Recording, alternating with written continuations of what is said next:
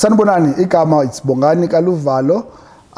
Here for Men 360, a lifestyle podcast for men, where we engage as men to try and empower each other, where we learn and unlearn certain behaviors, but most importantly, track on people's footsteps how they've been navigating life.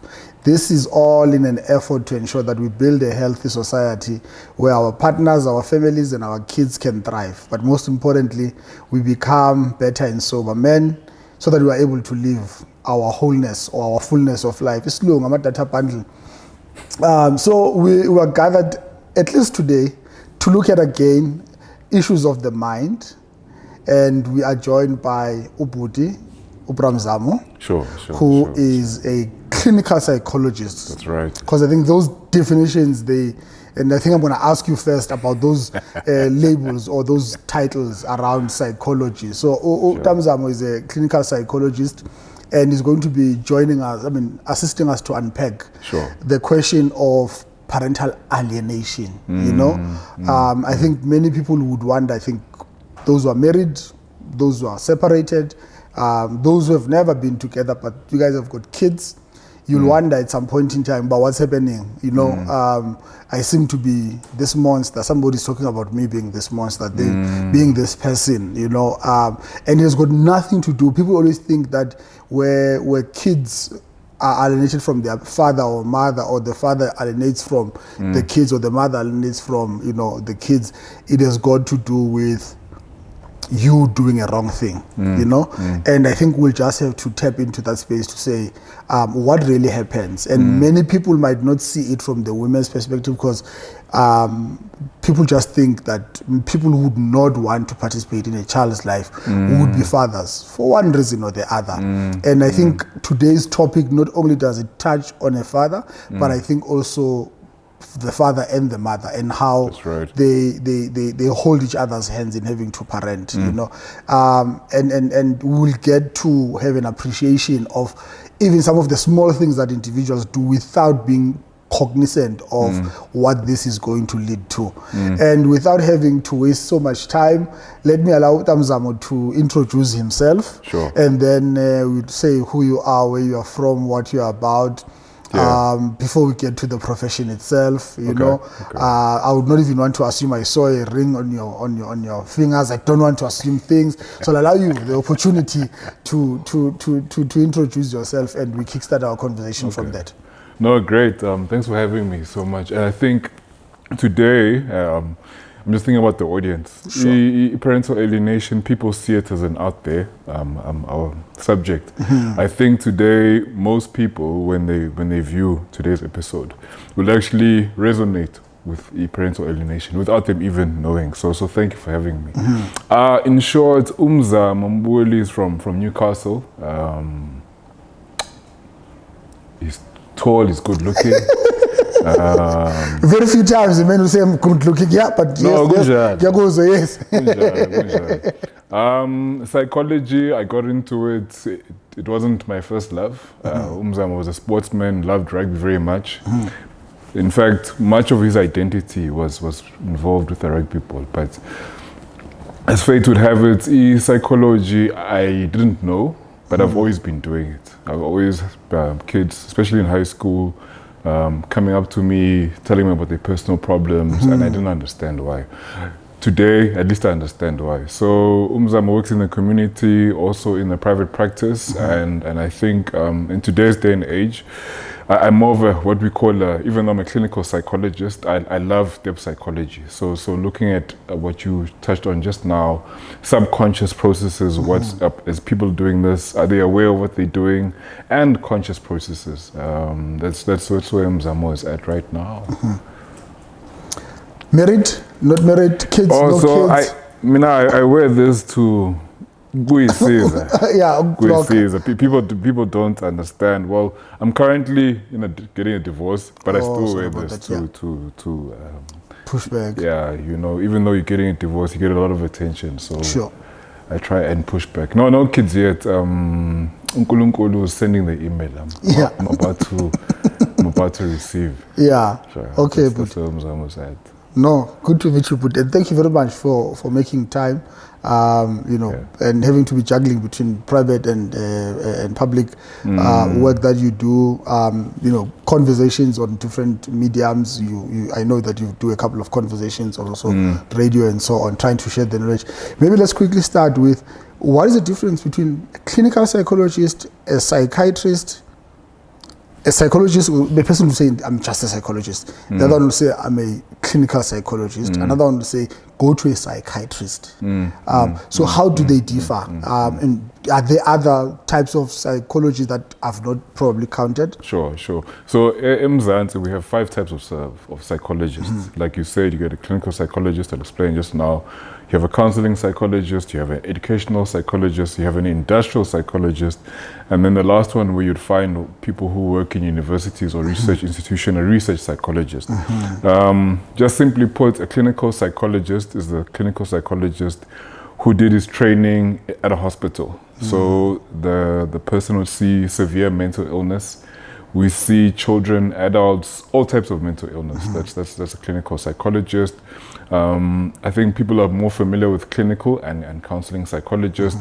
With our colleagues, I'm a counseling psychologist. Usually we do the training together within that 2 years. The only difference there is they don't see the severe pathology.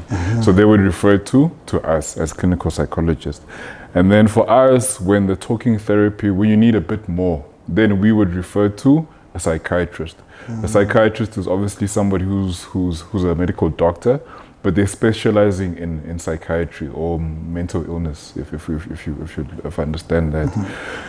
And they would treat you more from a logical point of view in terms of treatment, in terms of amapilisi, where necessary, sometimes injections as well. So because we as clinical psychologists see severe, most of the time we work hand in hand with a psychiatrist. So on one point, you have your clinical psychologist, your counseling psychologist who you talk to, and then if it's very severe and you need I'm severely depressed or I've got severe anxiety, talking is just not it's easy. Then the psychiatrist would help in terms of your medication. Then just shortly, you also have an educational psychologist. Educational psychologist mostly works with children. Because esikoleni, as you would know, othisha mhlawumbe find umntana akakhophi and we need to place umntana at a different school. So mostly they see children. But it's not limited to children. Then we have industrial psychologists. For example, you're going for that job interview, those psychometric tests that you do, that would be from an industrial psychologist. What's big right now in that field? A lot of people are talking about anagram. Anagram, what's your personality? That's more of an industrial psychologist. Then a research psychologist, they do the groundwork for most of us. They do the actual research in terms of whatever it is that we need to clarify in society. So a research psychologist, like I said, they work for my companies most of the time. They do actual research in psychology, and you find them most in universities. So that's just a small and a clarification. No, thanks, Doc. You guys are closer to Doc. We get doctor called all the time. I don't complain. I'm sure. Because anyone who works in the medical space, we tend to lean towards calling them doctors. But I also have a problem with scrubs. Now I see everyone is wearing scrubs. We arrive in a hospital facility and everyone is wearing scrubs. I'm not trying to shame people, but you'll be convinced. Until now you talk to someone, you're trying to share, they're thinking you're sharing with a doctor. And they say to you, no, I'm not a doctor. I suppose if you work in the medical field, I think traditionally, the white scrubs were reserved for our doctors. Nowadays, I don't wear scrubs myself. That's honestly. Like these ones who put less in their cars, Can you just be clear, Master Ham, which field is who? ban, Yes. OT or speech therapist or audiologist, Yes. or even sometimes psychologist. Yes. But melabhayela ukuthi Yeah, siyanicela kanifixayekisa. You are in the search, so when you're in the search, you want clarity before any other thing. But let's start with probably just, from a layman point of view. Sure. What is parental alienation? I don't think even lay people understand parental alienation. Even us as clinical psychologists, it's a new field that's getting a lot of research internationally. So just to clarify, by way of definition, I'm going to give you several definitions. Sure. Parental alienation is when one parent uses different tactics to sabotage or manipulate a relationship with the child to the other parent. So we can think of things like they manipulate the child's trust for the other parent, they manipulate the child's love for the other parent by way mostly of false accusations, mostly by trying to separate the child in terms of spending time with that child. Those are the texts that they use. So from a psychological point of view, why that is not good is you trying to manipulate a child to at one point idolize one parent, at the same time rejecting another parent. So that in a nutshell, that's parental alienation. And if you can think on the damage one it does for the parent, let's call the one parent that's being the target of this alienation the target parent. Then the parent who exhibits this behavior as an alienating parent. But this behavior affects the child more than anybody, and also obviously the parent that's being targeted. And this goes on, I say, even into adulthood. If your mom or your dad tells you ukuthi your babakho or umamakho unamanga wenza lokhu kimi ufuna ukubulala izinto ezinjalo, it's your parent. Yeah. When you're a child, you're going to believe what your parent says. And for some people, they believe this even into their adulthood. If you think of our families, as especially our black families, where we're multi-blended families, we have half siblings, a situation like this where your mother also alienates you from ubabako or umama, but also from the other children. So it extends in our context of South Africa. It's not just the one parent. It can extend to siblings. And this alienation is not just done by Lomzad Oiwan, because that usually one Umzad Oiwan is going to try and mobilize other people within the family to cut this parent off or to cut that sibling off and. So in a nutshell, it's a complex process, and the consequences are very damaging for I think especially the child, even when the child is an adult, especially if they have the opportunity to meet with a targeted parent and they realize, but okay, what I was told, what I was segregated from, it wasn't true. And you can imagine finding out, okay, what I used to believe is actually not true. Even sometimes being told isn't ezingekho. So you were told a memory. Awukhumbuli wena yourself. You carry this memory into your adulthood. You're confronted with that parent. If a person were to ask you, but what really happened? Maybe a sibling has a different experience. Like, no, that never happened. As long as John Can you imagine that trauma for that child? Do you think is it done intentionally? Is it a psychological condition? Is it something that a person plans, or you just wake up to this behavior? Most of the time, but we find this in a divorce situation, but it's not limited to a divorce. Even in a normal family, that can happen. For example, at the top of my head, let's say one parent akasebenzi.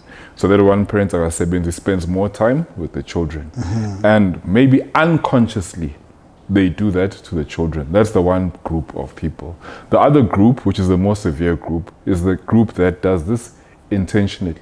And to your point of asking, what kind of person does this to their child. The people who usually we come into contact with therapy with, when you make them aware, it's okay, but you realize the behavior that you're doing is actually 1, 2, 3, or it's parental alienation, and this is the consequences thereof. Those people stop. But those people who are intentionally doing it to sabotage the other parent, when they come into contact with us, if I don't align, they'll cut me off. They'll go and find another therapist who's going to align with their this, thinking, with this type of thinking. So, what kind of person does this? I would say umuntu owenza njena, themselves, their childhood probably was like this. They have their own complex trauma, and because I've got rejection issues of my own, lona umntanami is an extension of me and not the child themselves. This is why I'm doing this. So that person probably also has their own traumas that are unprocessed, unfortunately. And in the context of two married individuals, and you find that kind of a behavior, what triggers it, or what kind of a space would one parent be going through?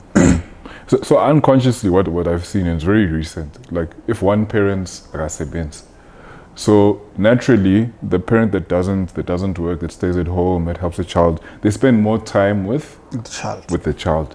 So the child grows more attachment for this parent, and this becomes kind of like, it's my child, When we're doing a discipline, maybe let's bring in the dad or the mom.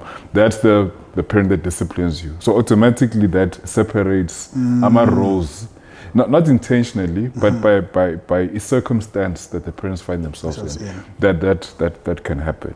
And obviously, when parents are fighting, for example, get divorce, that kind of happens naturally. But when we have some good parents who are very self-aware, who don't speak negatively. In fact, even if you in a two-parent household, my advice to parents: don't speak negatively about your spouse to umntanakho. If you guys have conflict, obviously sometimes it's not possible, but where it is possible, don't have conflict pam ngomntana. Yeah, because for any child, even a child that's been, I'm going to give you another example, because parental alienation, it sounds far-fetched, because sometimes you'll find umzali will say, no, my child has been abused sexually by that parent. And how you identify these children, maybe for our viewers as well, these children, or even children who've now become adults, they'll say, I never want to see that parent. I never want to see that parent. They are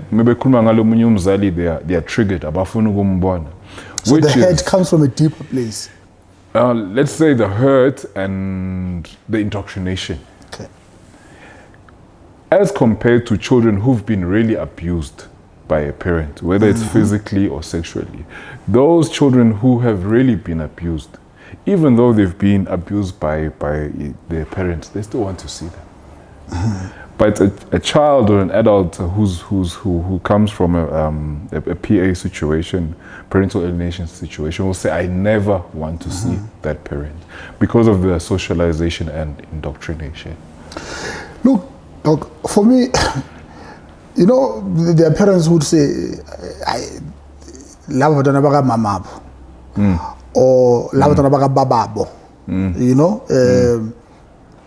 because of some behavior. There's something that just says, probably because or you're here. Just say it's two parents in the same house, but time to time you'll hear certain parents say, these are their mother's kids, or these are their father's kids. Probably with the thinking that no, it looks like the kids love, or they've got a deeper bond with this parent over the other, and this one has accepted. For me, I want us to distinguish where relations are deeper and where you might not be aware that actually you are being alienated. And I'm using by reason. I'm using by reason this example of a couple that is together, to say that I have had in my community where somebody will just simply say, sorry, will just simply say, it's a good relationship, but ingane zikamawaabo lezi, yabo. Or ingane zikababwazo lezi. If it's Saturday, they will wake up and just go with their dad, bayothenga lokhu nalokhu. And I've accepted this kind of an arrangement where they are leaning more towards their father or their mother, you know. So for me, I would want us to just try and, you know, flag some things that a bongane could, once you see them, you must not just see it as a normal behavior, but you must start being concerned with, you know, this is gravitating towards, you know, parental alienation, you know. So I just wanted to, if you could just help us so that even you are able to have these tools that say, okay, mangbona loku, then I know that these are signs of things that I must be able to catch up and say, let me address these issues. Yabo? Hey, ijulile into ngibuzayo la. Kusho ukuthini ukuthi wingane yasibanibani? Kanti why did you have parents or children in the first place? Is it a competition? But let me answer it this way, scientifically, then I'll get back to impendulo. So let's say umntana osanda kuzalwa to maybe the age of 6, 7. The person that they're going to attach to is usually umama. I mean, if you think about it naturally, they're feeding you and all of those things. But from maybe, let's say from age 7 to 12, they need ubaba. So between abazali, you must understand ukuthi umntana uguphi in terms of development yakhe. Like I said, a smaller child is going to lean towards more umama. Like if umntana omncane uyalimala, sokhala ngomama. Why ekhala ngomama? Because umama usually plays the nurturing role, the reassuring role at that time. And ubaba is just sadlala nobaba sadlala my games for example. Yes. For example.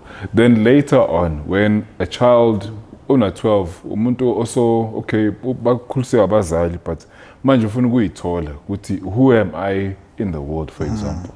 That's when the father's role becomes a bit bigger. So we just need to understand ukuthi umntana uguphi at that time in terms of ukukhula kwakhe.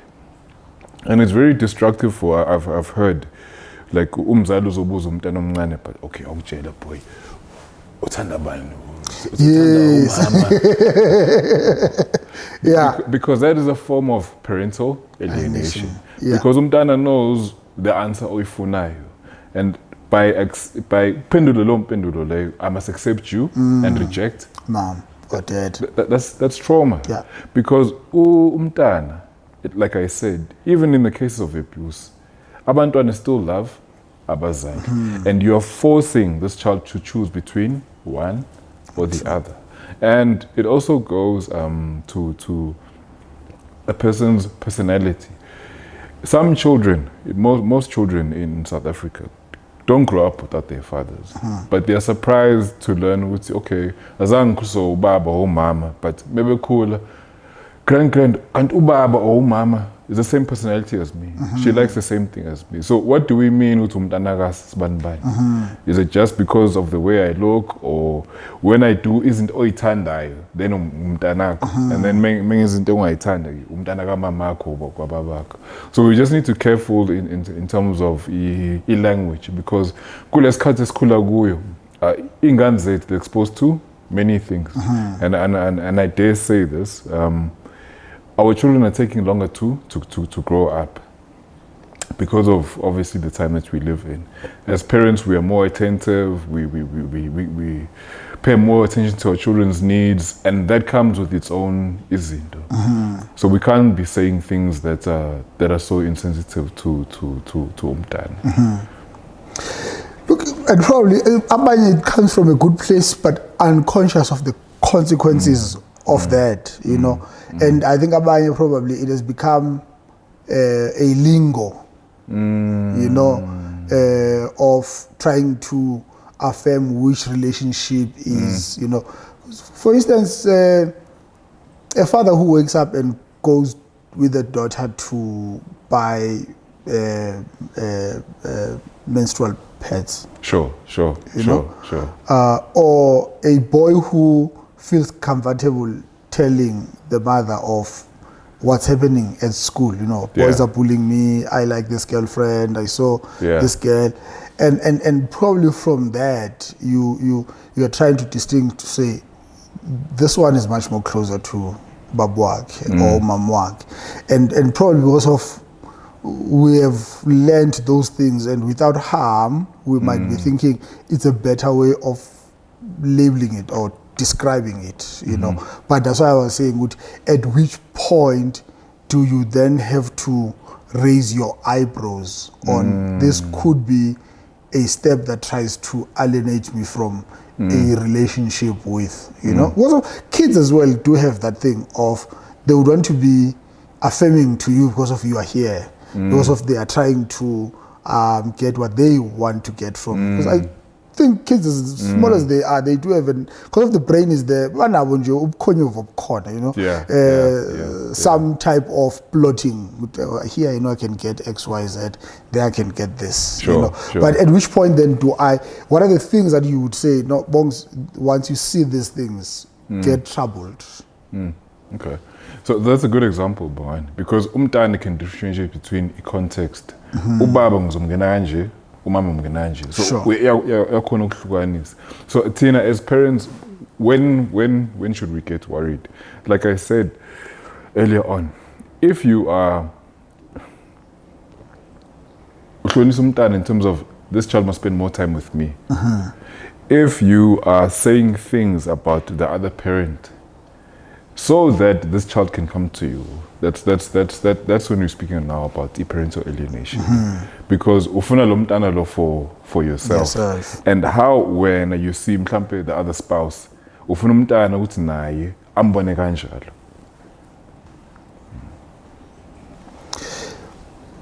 And how then do we put measures of not finding myself either being the mother, being alienated to my child because of the partner that I live in here, or us co-parenting from two different end of homes, you know.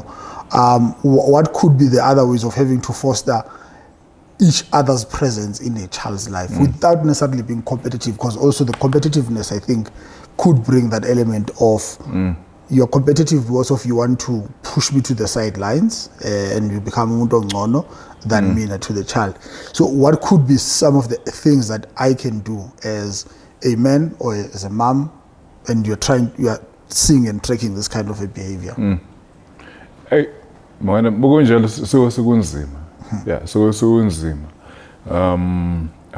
to use the case of a divorce, because then, especially if the other parent is intentional about alienating you, for example, it's not that simple. It's really not that simple, because for one, yonke into oyenzayo, let's say we're going through a divorce, is tracked. Iyakubuka omunye umzali uthi okay, lona wenze lokho, your moves being watched. And if the parental alienation is successful, for example, where even the court separates you from ingansa, where you are being supervised when you're with your children, or you have contact, like some of my patients, they allow you to have contact. You know, you call your kids on the phone, do a Zoom meeting, or what we do on WhatsApp. But you can see, Guti, ingane zikhuluma now, but they are not comfortable because kunomunye umuntu ngale kwefoni obabukayo who's listening to what you are saying, and whatever you say can be construed in a negative way within the legal process. Because we're talking here now, just to move away from the children a little bit, you've got two parents who maybe have hurt each other. And because you have hurt me, I'm going to use ingane against you to hurt you and to separate you from the other. So in that situation, it's difficult. But I think maybe the talk we're having today, maybe people will recognize lip behavior and actually give it a name. Oh, so this is called this. It's something I can speak to my legal counsel about. Okay, lana ngathi I'm being alienated. I'm being falsely accused. My children are now even afraid of me. They're using those words that we spoke about earlier on. Abafuna ukungibona, yes. which is unusual. Which is unusual for umntana. Because this type of behavior ultimately ilimaza umntana. And while we're talking about, legal instruments, courts, because I know that we don't have much research on this subject. Yes, it can, but it's not extensive as you would look at emotional abuse being defined, and any other. For me, I couldn't find much, and even some of the people who write, they always reference that. It's not a lot of material that speaks to parental alienation, as you said now. It's still a new concept that is being unpacked. So, in a process of litigations, whether it be divorce, whether it be parental plan, parental order, parental plan, custody, and you want to bring the subject or the issue of parental alienation, does the court have measures of detecting that? No, not really. However, if maybe umntana has been referred to a psychologist because umntana is not coping with the situation, or even maybe one of the parents, that's when, for example, we would pick it up. And if we are involved in that legal process, then we can give feedback. Okay, but this behavior is actually, do you understand that this behavior is this and it's detrimental to your child? And then that's why I'm saying I'm very happy about what you've done today, because people don't know. They think it's normal behavior, divorce. Actually, it's not.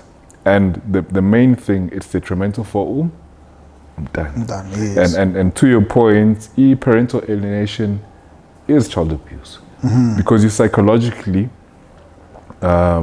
manipulating umntana.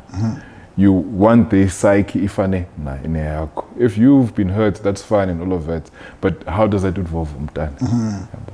It is abuse. And let's maybe also touch on the current discourse of the pastors. I don't know if I'm allowed to marry them because they are identified separately. You've got, someone was saying, Nandi has missed kids' birthdays, and the father you're stepping up for your birthday. There's no stepping up, guys. I'm not sure, but for me, it's not stepping up. You did what the parent is supposed to do, whether it be mother or father. Would you, in the context of what is being reported, that Nandi is no longer, with this debacle happening, she's no longer even participating in her kids' lives. She didn't fetch them from school. She was not there for their birthday. So literally, she has fallen off from their daily routine. Would we take that to the extent of defining it as part of parental alienation, or is it self-made? Or we could say, no, it's somebody else is doing that she's on this behavior. So that's neglect. Okay. Yeah, that's emotional neglect, because your children, they have needs. And umzali, who's parental alienating, what they do, which is different from this case, what they do is that you'll see umntana. One, what do we call it? It'll come to me. One of the things that's going to happen to the child, they're going to parentify that child. So in other words, the child must meet the parent's emotional needs. It's not supposed to be like that. As umzali, it's supposed to be the other direction, sorry. The other way around. That's what a parentified parents will do. Yes. The other thing that they'll do to the child is that they'll infantilize umntana. So when it suits them, then you are. Okay. As in, I want you to do what I'm telling you to do.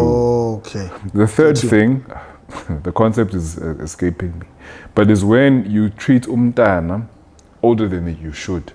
So you make them an adult, essentially. Yes. For example, umntana 10, they're doing adult duties, and that's like kind of like a vice parent. But again, if all of these three things are happening at the same time, umntana doesn't know where they are standing.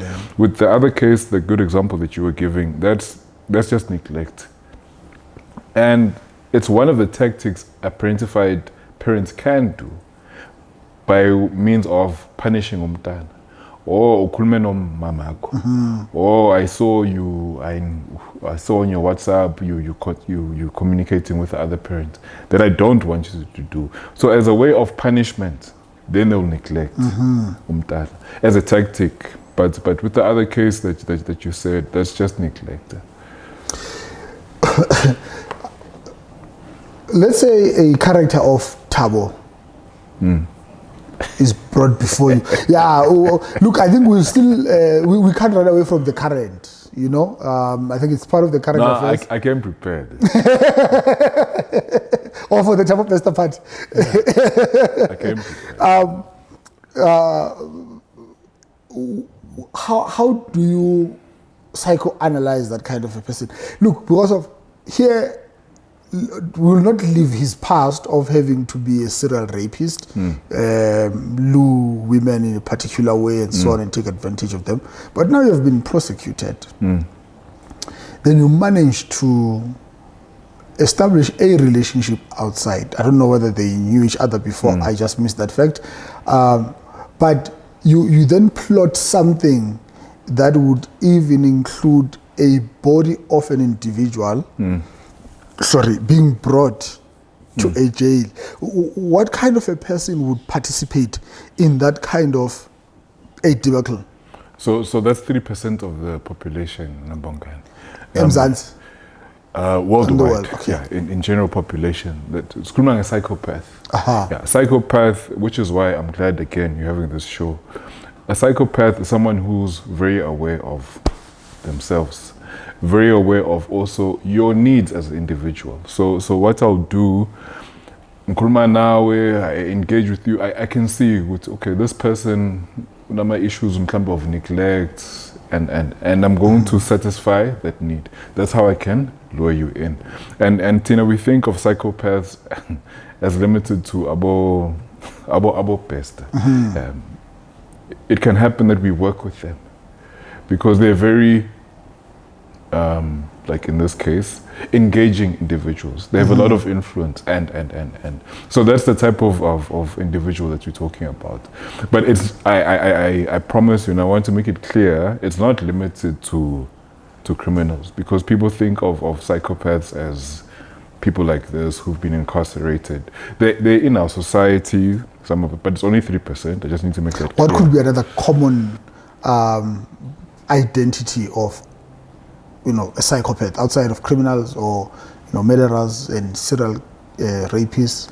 What would be another element of this is a psychopath? Yeah. So people abatandi high risk. You and I, if I ask you to do risky thing, uzoibamba. People who are psychopaths, but maybe let me go from the beginning. When they are children, it usually starts off as e-conduct. Umntana, ubulala ilwane, eskoleni, they're very aggressive towards other children, and most of the time, if it does happen, if they're very aggressive, they'll go to juvenile centers but not all the time, but just by way of an example.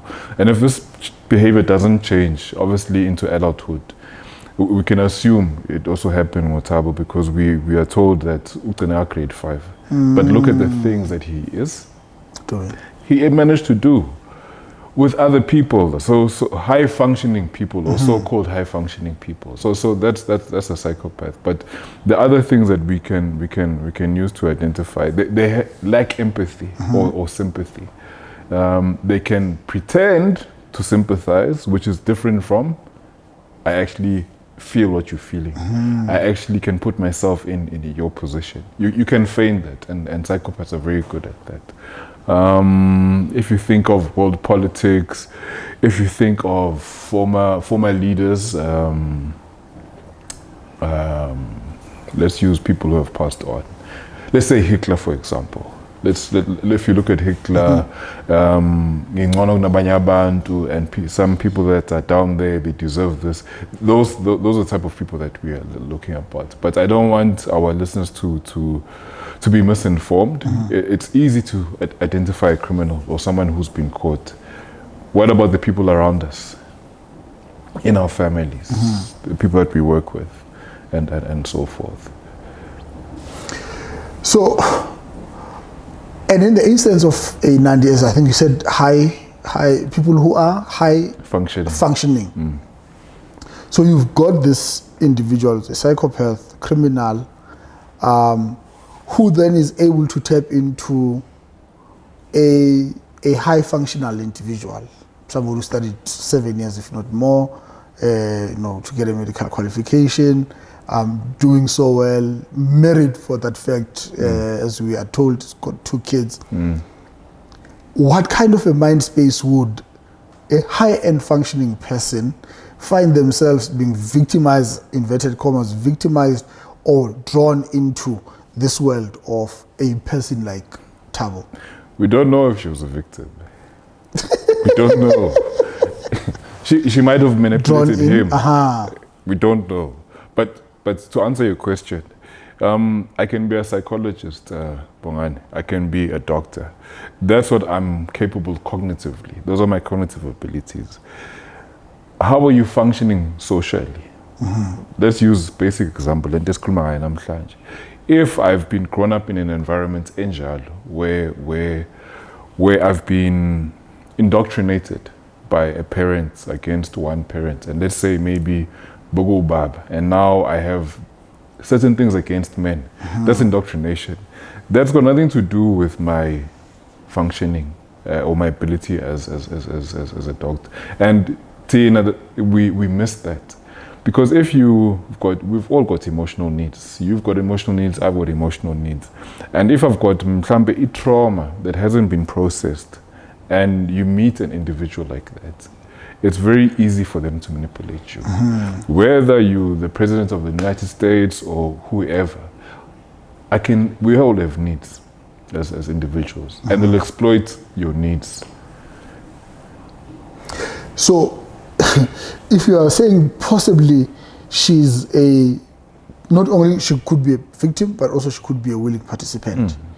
How do you then label that kind of a person, especially someone who has gone through so many years of studying? And I think one politician once said, people abenza GBV abangafundile, so hambani esikoleni ukuze ningazokwazi ukwabuza izingane zabantu, because also we do have that thing in society where we class people according to their level of education, formal education, and we then don't think they're capable of doing funny things.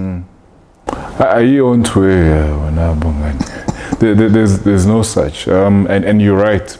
People, for example, because you are so intelligent, because you're so accomplished, because you're very good at something, that has got nothing to do with your social functioning. That has got nothing to do with your emotional deficits that have mhlambe because of emotional trauma. If those things are not processed by yourself, by self-work or self-development, by confronting some of your traumas, some of your demons, literally, you're going to have a problem. And those emotional deficits, they're going to manifest with internal conflict. You're always going to have a problem with yourself, or external conflict with other people, and nothing to do with your functioning. On the other hand, we have, like we spoke about educational psychologists earlier on, maybe some children are born with neurodevelopmental disorders. Slow learner, then we think because Usman is slow learner, they can't function socially. They can. I can be a slow learner, or I can have a very low IQ, but you can see those children, those individuals, monab. You can see when they're happy, they can regulate themselves, maybe chablil. Again, that low IQ, high IQ, it's got nothing to do with social functioning. How do you function as an individual socially?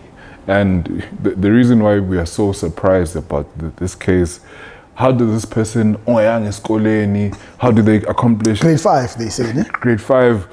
Because Tina, we think a certain way. In order for it to achieve, I must go to school. And this is somebody, like if you're a psychopath, like I said, you can identify people's needs very quickly. So socially, it looks like you can function and you can present yourself a certain way. I can present myself a certain way because I can see that I can do. There's someone who can function in a very negative way, in a social way, which some people who are high functioning or very educated or high IQs can't do.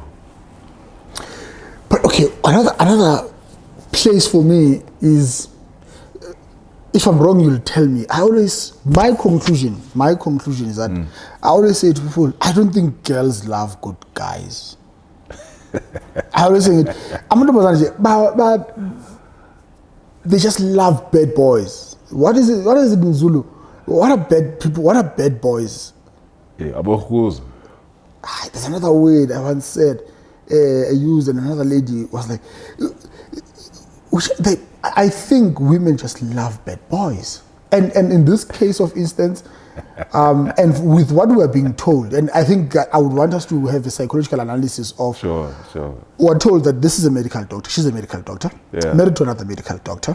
It looks like an ideal power couple. Yeah. They've got 2 kids. Yeah. It looks like an ideal functional family that... She's got 2 kids with her husband. Yes, not with Thabo. Not with Thabo, yeah. Yes.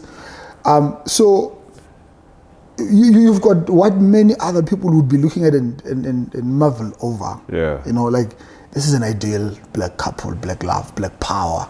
You know, they are occupying, you know, work or jobs or professions of high esteem in society. You know, and we've got 2 kids. They go to probably good school. You know. So you are in some type of a power couple and a dream of many girls who are still in university or high school. So how then, what does it take for a person to come and allow it to fall and crumble in this fashion? Okay. One would say, yeah, probably if it was a professor of medical what coming from, you know, a global organization, probably you know. Yeah. The person who has run this guy's household amok is a you know, a hardcore criminal that kills for life and who has not finished school. What would be the psychological analysis of this woman? Let's get away from classifying people in terms of... No, because I'm using the societal narrative of how would have analyzed I'm gonna answer you. And come to you and say psychologically, what's happening in this woman's mind? Because at the end of the day, she's a human being. I'm going to give you 2 answers, but my answer is not going to change. So let's say, Bongani, I'm a girl, boy. I'm raised by a single parent. I don't know my other parent. Because I don't know my other parent, I've been alienated maybe, for example. I feel neglected as a child. And this feeling of neglect can't be done by one parent. So let's say I have trauma that's unprocessed as a little girl. And I grow up, or little boy, I grow up, I achieve what I need to achieve, but this trauma is still unprocessed. And you'll find, especially young ladies, why is it that I keep dating the same type of guy? The same type of guy who's abusive, all of these things that I don't want, all of these things that I was told my father was, or sometimes, in actual fact, my father was like that, but I keep dating this guy. It's got nothing to do with your current relationship. We have to go back, lapayana. You've got unprocessed trauma towards, or maybe some resentment towards your dad, and because that's unprocessed, the pattern in your life is fun. The second answer to your question, I can put it this way: from 0 to 25, our brains are still developing, and like I said, a teenage, let's say girls in this instance, to answer your question, they find themselves, but A girl at 20, for example, when she's 30, she's not going to look for the same guy she wanted at 20. Mhlambe, yeah, available at teenagers, or mhlambe looking for so-called bad boy. But I promise you, when she's 30, it's not going to be like that. The reverse is true when you find young ladies, especially, I find, because that's the one people that I've seen, they marry rich older men when they're very young because they can provide for them financially. Because at that time, when I'm a 20-year-old, financial needs are important to me. But when she's now 30, she's a mother, okay, I've got the finances, but I need more. I need this emotional connection with this person, and I can't find it. And the husband will say, but I don't understand. I did everything for lo muntu. Fake esikoleni ngimeza imali, but manje uyangichithela izinto ezinjalo. Back to my point of we all have emotional needs, and the emotional trauma, it needs to be processed. That is why things like this happen. Even for abantu njengo Thabo Pester. If you listen to the story, bakhuluma no mamakhe, bakhuluma bakhuluma no mamakhe, on the other side, bakhuluma no, but there's nobody's talking about Thabo Pester's father. Nobody. And if you go to prison today, I can tell you, most of those men in that prison have got daddy issues. Nobody speaks about that. Nobody speaks about, like, for example, when you speak about psychopaths, most of them, history yabo, nabo is the same. Neglected, abused by ubaba. Nobody speaks about that. So we're just waiting for somebody to say something or give us more facts about Thabo Pester and his father. And you'll see what I'm talking about. And Nandi and her father. Ubaba usejele. Nandi? Yeah. Oh, okay, he's a move. Okay. Usejele. He's the one who... Umsizile. And you have to ask yourself, ubaba... In the same prison or a different one? I think it's different one. Okay. Who was a prison warder, they sent him to somewhere else because they can't send him to the same jail. But Ubaba said prison. So how did this individual called Thabo Pester involve girlfriend? Girlfriend now involves. How does that happen? You have to ask yourself that. And I'm saying things like this happen, and they happen every day. Why? Because we all have emotional needs. That's how things like this happen. In conclusion, these guys are going to... In conclusion, where does it then leave the husband and the kids psychologically? This can't be good for the kids. I'm not sure about the husband because it sounds like they were separated already. But this can't be good for the kids because kids are very mean. We go to school, hey, isn't that umamako? And now, and she was quite popular as well. And now with the part of all jokes escalating. Ha, it's very funny, but this is happening continuously. This is going to affect my self-esteem because even for that child, even though my mom is being accused of this and that, it's still my mother. I'm tired. And now I'm hearing all these things about her. I don't know where the children are with. I assume they're with the father. But it must be hard for the father as well, who I believe is also a medical doctor. Because unjani in emphakathini, how are people looking at him? And I'm sure he's internalizing all of this. But I hope they are protecting more, especially the kids.